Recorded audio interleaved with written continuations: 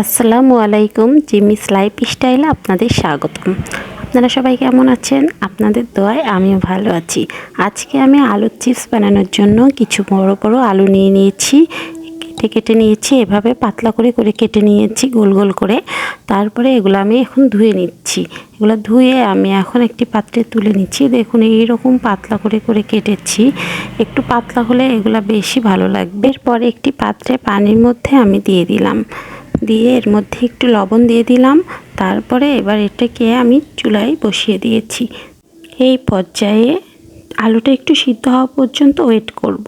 দেখুন এইভাবে যখনই বুদবুদ হয়ে উঠবে, সাদা হয়ে উঠবে, তখনই আমার এটা হয়ে গেছে। এটা মাত্র 5-10 মিনিট সময় লাগবে। এর মধ্যে আমি এটা ছেঁকে নিলাম একটি পাত্রে ঢেলে।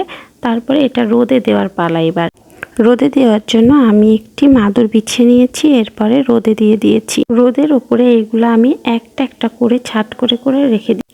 এই প্রচণ্ড রোদে আমার একদিনেই এটা প্রায় শুকিয়ে গিয়েছে।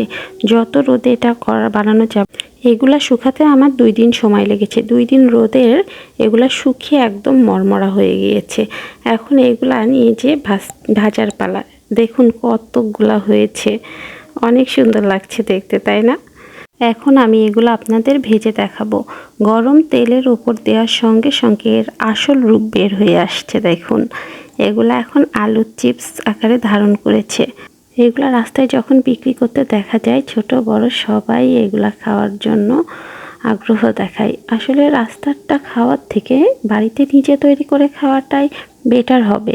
এই জন্য আপনারাও চেষ্টা করলে নিজেরাই বানিয়ে খেতে পারেন। এই ভিডিওটা এই পর্যন্তই। সকলে ভালো থাকবেন আর আমার জন্য দোয়া করবেন। আল্লাহ হাফেজ।